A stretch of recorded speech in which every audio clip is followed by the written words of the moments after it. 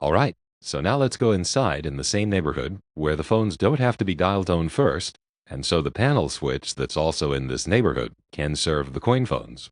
There are two office codes in this panel, TR2 and TR8. Tremont is both the name of a street and the name of a tandem in this building, actually two. So maybe TR is Tremont. Now this central office building, Grand Concourse, has a lot of power supply noise. And from the panel, we hear that same sound that we were hearing from the crossbar 1. But it's not quite so loud. It's actually kind of pleasant instead of screaming in your ear. So while we're dialing, you will hear that sound. And let's call East 150th Street ME5. ME probably stands for Melrose, which is both a street name and a neighborhood name in that area.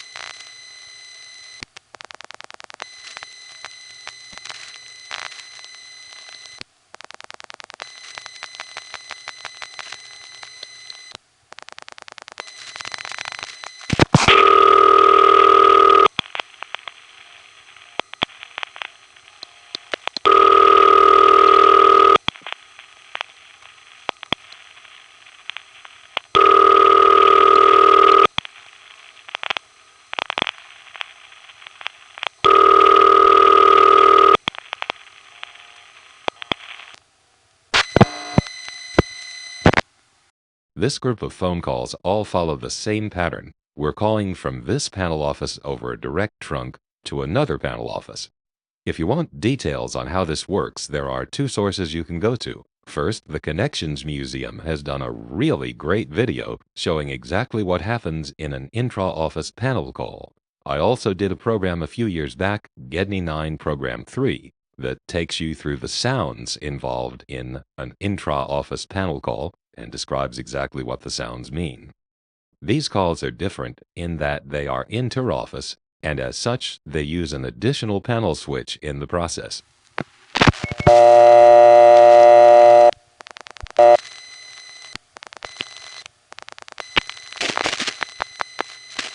Now that's the selection through the first selector called the district. I'm pausing time because this is an inter-office call and there's a second selector. This did not happen on the call explained by Gedney 9 Program 3 and doesn't happen on the Connections Museum video either, but here it does. There. So now we've had 4 revertive pulse digits, the brush and group on the district selector, and then a brush and group on the office selector that the district led to. We are now on the incoming side of the panel we're calling, and everything from here on out is the same as in those two programs that explain it so well. So as Ben continues to dial, the sender is going to control the switches in the office we're calling. So here's the thousands. I can tell this is a wire trunk already because the volume level of the pulses that reflect back to us is lower. Had this been a carrier trunk, it would have been the same volume as our local pulses, but this is going down a wire trunk, and those cause the level of the pulses to be lower, as heard by the phone freak listening while dialing. When he dials the hundreds digit, you will hear 2 revertive digits. That's the group on the incoming selector and the brush on the final selector. That digit there is the incoming group, which is the slowest pulse rate of all the digits in the panel. I'm pausing time. It's actually followed immediately by the brush selection on the final switch. Now that's the 9900 group, which numerically is 434, which ends up being 545 because panel counts up from 0. He dialed a 9, and we got 10 pulses. No encoding required there, just adding 1 because we're counting up from 0. And the last digit, also a 9, will end up being 10 pulses in the pulse language.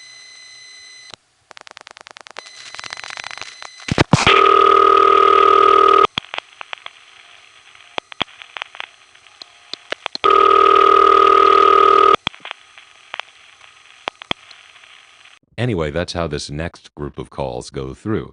They're all going over direct wire trunks to other panels, and of course they use 2 selectors in this originating office to get to the trunk.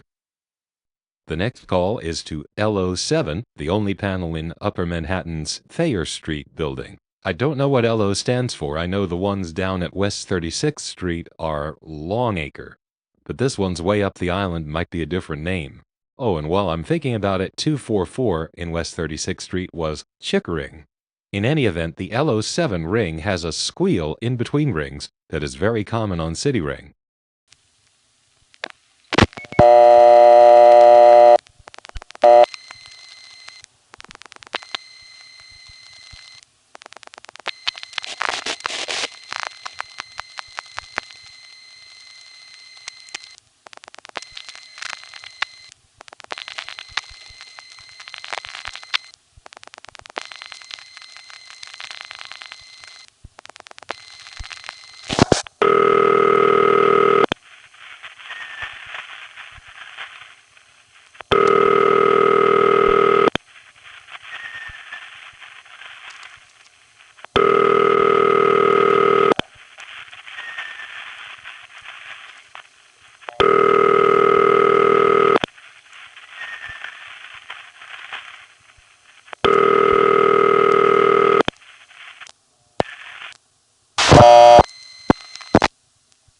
The 3 central offices northmost in Manhattan, Convent Avenue, Thayer Street, and West 176th Street, are in the Tremont sector. They're in Message Unit Zone 3, and here you can see their panels, at least, go to Bronx intercept, not one of the Manhattan intercepts.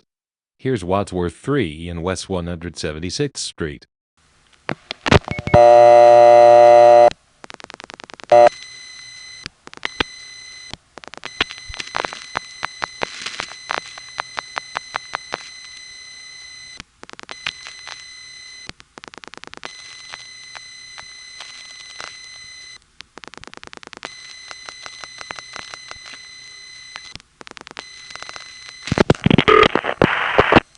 I'm sorry. The number you have reached is not in service or temporarily disconnected. The number you have reached is not in service at this time. This is a recording.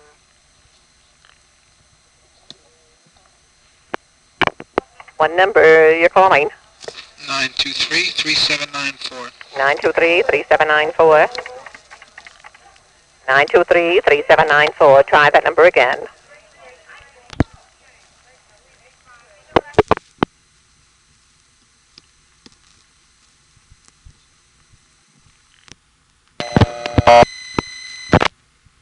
By the 1970s, when you got a busy signal in panel, you usually would hear a ring first.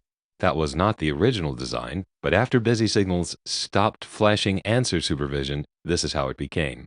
Here's one in MO9, which probably stands for Mott Haven, a neighborhood in the area, in the East 150th Street, South Bronx Central Office. On this particular call, there's a squeal that we hear right before our ring is going to trip. I can't say what the source of the squeal is, but it's possibly another trunk oscillating while ringing into a busy signal.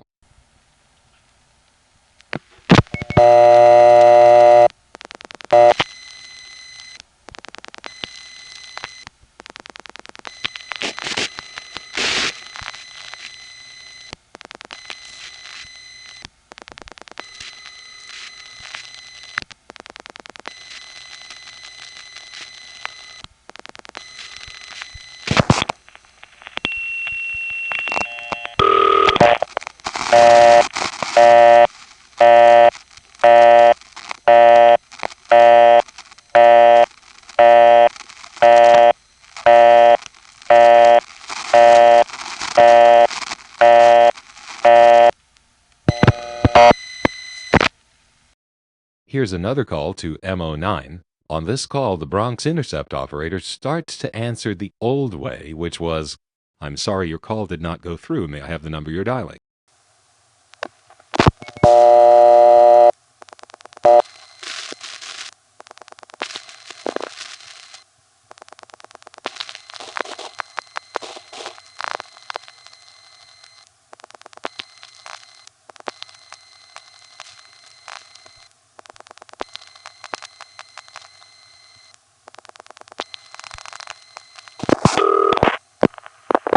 sorry, what number are you calling, please?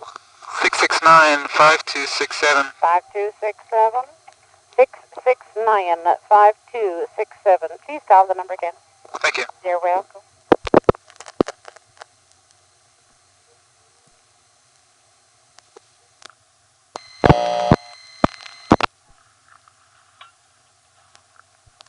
Next, a call to Jerome 8, East 167th Street, Bronx, featuring some metallic noises audible through the sender.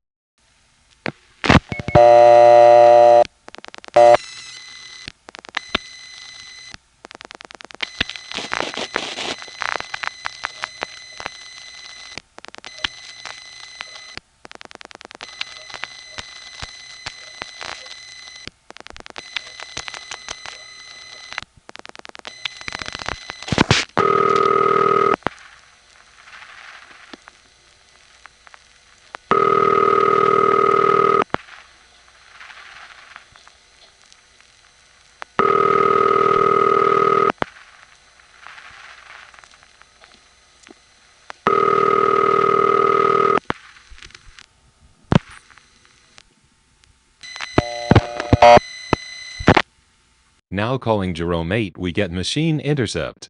The intercept arrangement in Jerome 8 puts on an audible ringtone before the recording gets around to the beginning. The audible ringtone used before the recording starts is different from the real ring. We actually heard the real ring before, and it sounds basically like this.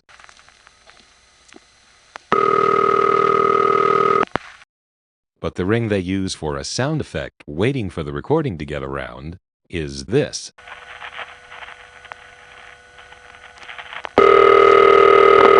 Which features a lot of this in between rings. That's a combination of low tone and high tone, always a pleasant thing to hear in the old network. Anyway, at Jerome Avenue, there are two city ring supplies that sound fairly different one to another. One of them has the low tone and high tone, and the ringtone itself has a different EQ. The other one has no low tone and high tone and is kind of clear. And on this call, you hear both. And at first, I thought it was two separate city rig machines in the building. But the timing on intercept calls to Jerome 8 indicates that it's the same ringing machine, just two different phases.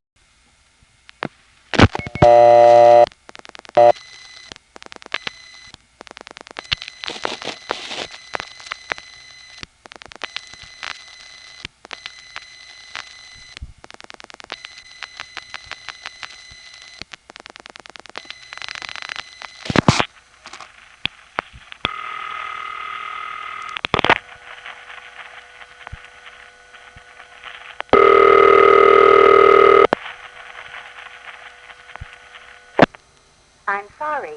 The number you have reached is not in service or temporarily disconnected. The number you have reached is not in service at this time. This is a recording. What is the number you dial, please? 538-4329. 538-4329. 538-4329 is temporarily disconnected. Temporarily turned off. Thank you.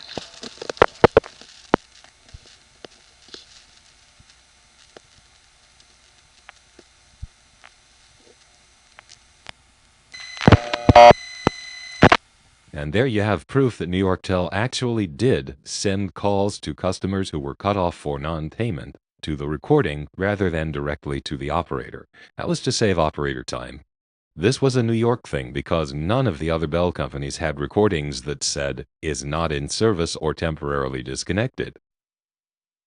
To finish out the direct trunk calls we're making to other panels, here are some answered calls. Ben hangs up within the 2-second grace period to get his dime back.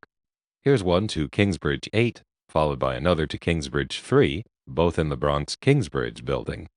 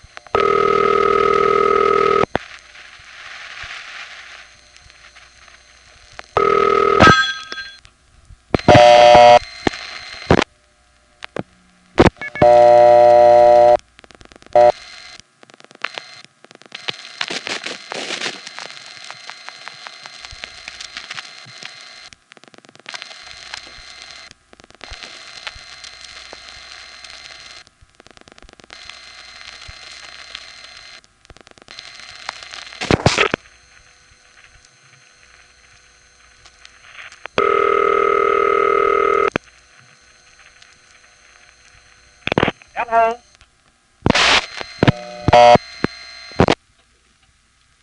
On that last call, the off-hook signal has a surprising lack of bass response. Hello. Yeah, what I'm used to hearing is more like this. I don't know why that is, but I actually went back and checked to make sure my hum reduction process, removing the meaningless electrical hum picked up by our pickup coil, didn't somehow take the bass out of it, and no, it really is that way. That actually makes me wonder if perhaps that was an unintended free call due to a bad trunk or a bad final switch. So those are all the calls going over direct trunks to panels in other buildings that I wanted to show you. And in fact, every building that this has direct trunks to panels in is represented here. There aren't that many. Why? Because we're calling from a panel and panel cannot alternate route. So if you're going to build a direct trunk group to another panel, there has to be enough traffic to justify making it a full group. It's got to be big enough to handle the rush hour traffic, no alternate route. So not surprisingly, the only panels represented as direct trunks from here are in the Bronx and that tip of Manhattan that is almost an honorary part of the Bronx. Another thing contributing to the relatively low number of panels we have direct trunks to is that each panel office code has to have a separate trunk group. So, for example, in West 176th Street, we have Wadsworth 3, Wadsworth 7, and Wadsworth 8. They can't share trunks. It's got to be a separate trunk group for each one.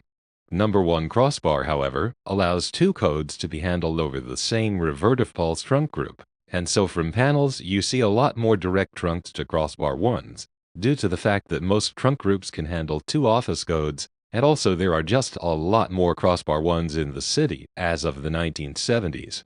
But in 1937, before crossbar 1 came onto the network, the New York City telephone system was mostly manual, with some dial offices, all of which employed the panel switching system. 1938 saw the introduction of the first number 1 crossbar offices. It was a significantly more advanced system than panel, and because it didn't have anything in it like panel selectors, there was actually no need for the number 1 crossbar to use revertive pulsing except to communicate to and from panel offices. So what did the number 1 crossbar system use? Mostly revertive pulsing. It was too early for MF,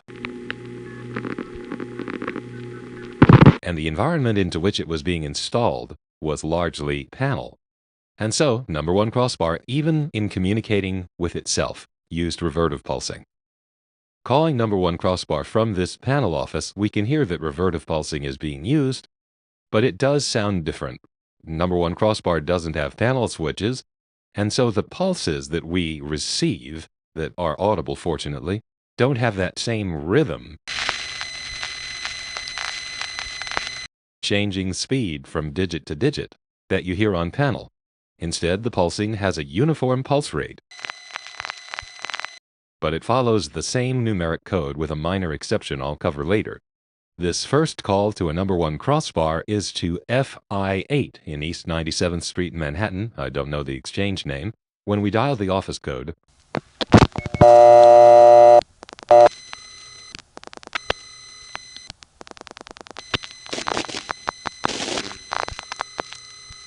that sounds the same as calling a panel in another building.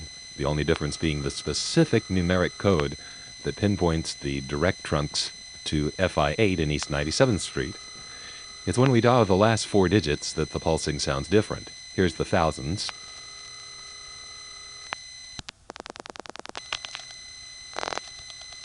Now there you have a revertive pulse digit coming back toward us from the called office. And because I've been listening to these tapes for over 2 decades, I can already tell that we are not calling a panel office. That's because the pulse rate of that first digit that came back from the crossbar 1 is noticeably slower than what we would get from a panel. When we dial the hundreds digit, we'll hear 2 more digits being revertive pulsed back at us, and again, there, the exact same pulse rate. There would be much more variation if we were calling a panel. And now the last 2 digits, which again will see that same uniform pulse rate because all the pulses we're getting once we connected to FI8 are coming from a sender, not panel switches.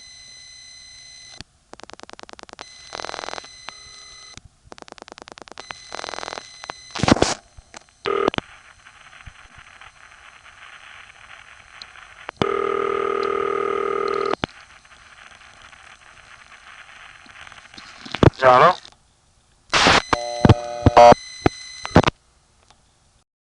LO2 is a crossbar 1 in the Bronx Kingsbridge office. I don't know the exchange name. Here's calling LO20000, a number which surprisingly appears to be assigned. Now, of course, revertive pulsing counts up from 0, so when your last 4 digits are 0000, that ends up converting to the pulses 11111.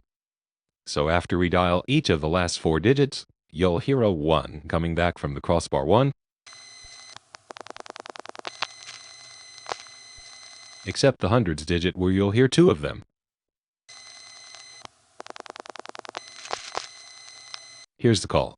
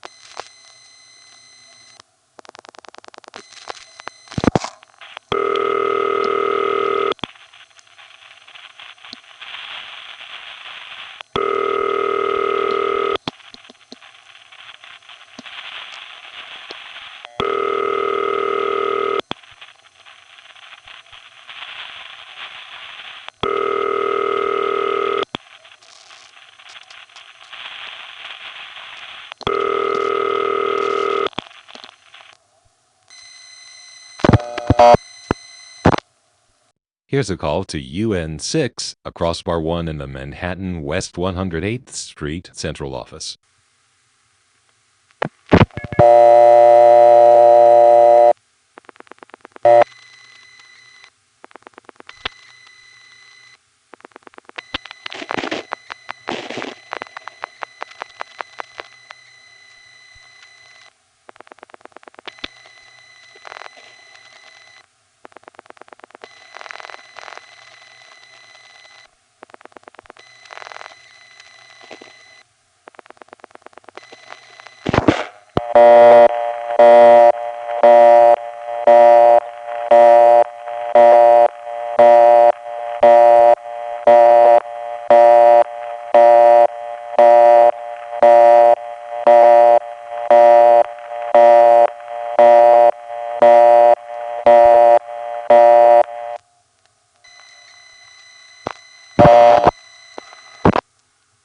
Here's a call to the DA8 crossbar 1 in the Hoe Avenue Bronx office. This goes to a telephone company supervision test line.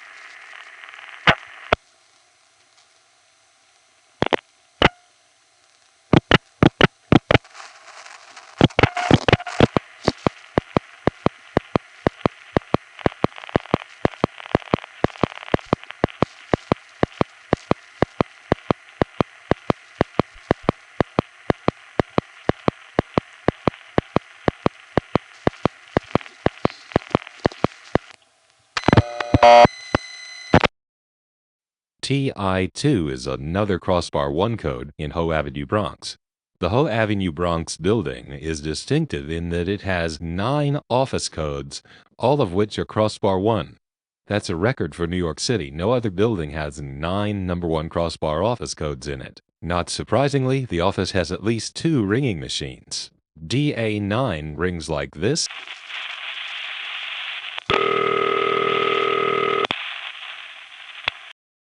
But on the following call to TI2, you can hear a different ring, this,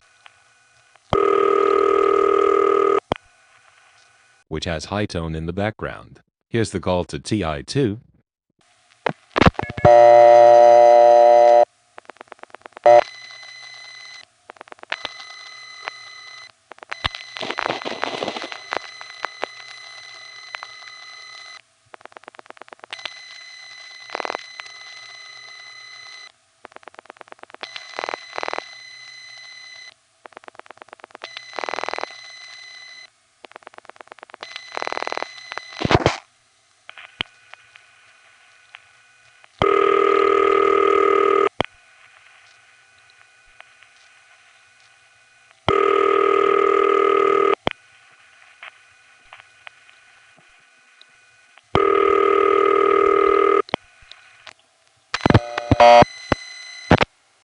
I recall making a few trips to the Hunts Point neighborhood in the Bronx to record DA3, another Hoe Avenue crossbar 1 code. DA3 rings the same as TI2, but differently from DA9. Here are 2 calls to intercept. The second one then hangs up on.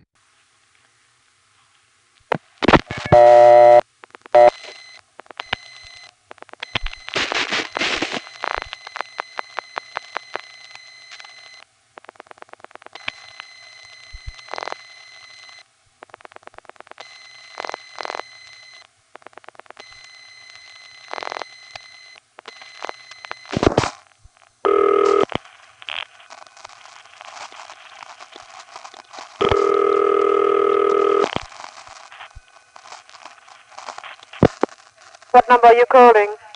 323-9962. 323-9962?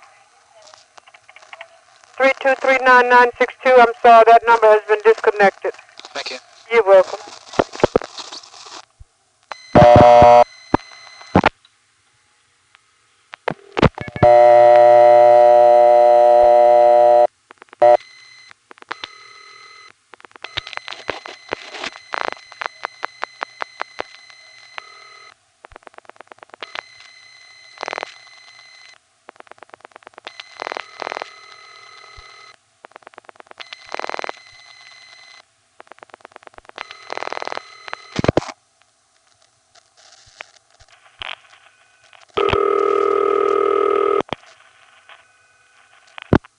I'm sorry.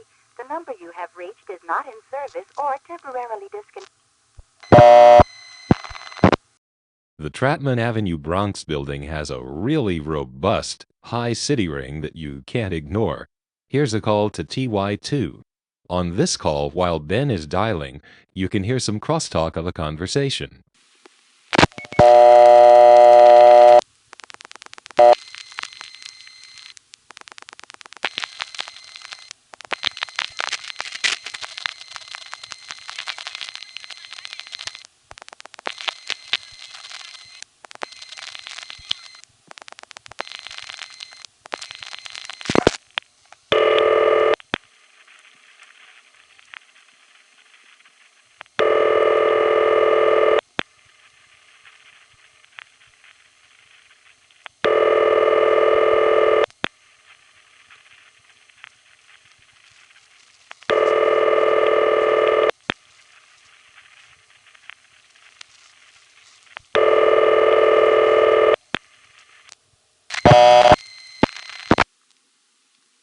West 176th Street, in Manhattan's Washington Heights neighborhood, being in that upper tip of Manhattan, is in the Tremont sector, 21226. along with the entire Bronx.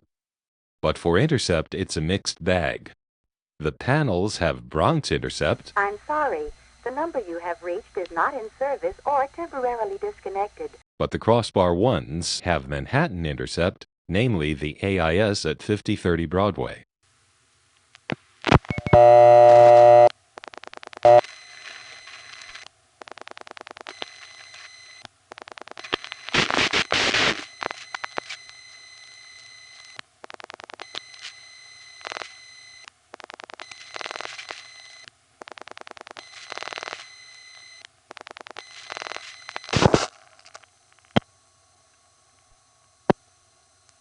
The number you have reached, 795-6585,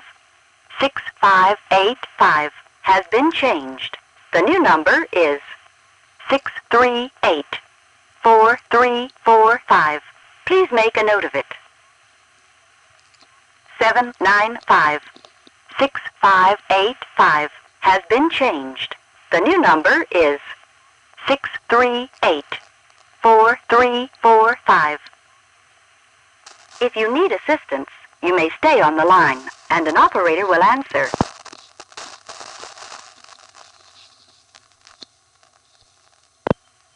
Operator 5, may I help you? Operator.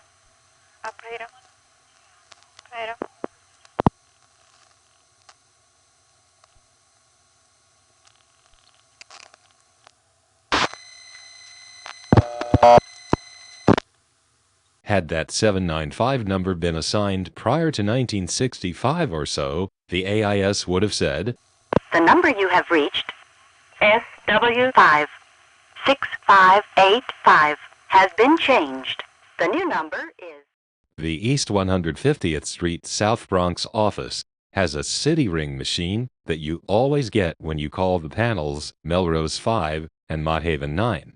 But when you call the crossbar 1s, WY3 and LU5, sometimes you get this.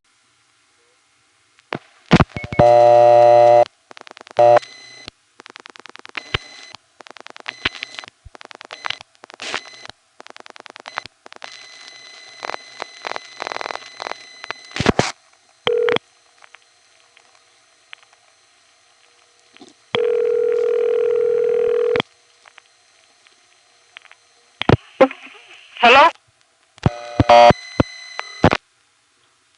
On that call, Ben dialed the whole number without pausing between digits, so you didn't hear the panel pulsing to set up the connection to the trunk, but you did hear the number being sent to the crossbar 1 all at once.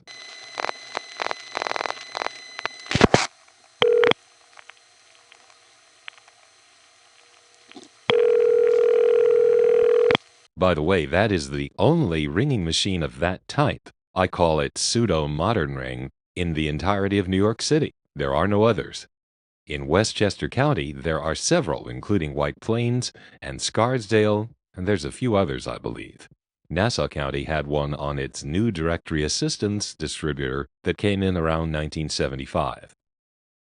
Well, the next thing I need to do is explain how it is that when a panel calls number 1 crossbar or number 5 crossbar, there can be two office codes reached through the same revertive pulse trunk group.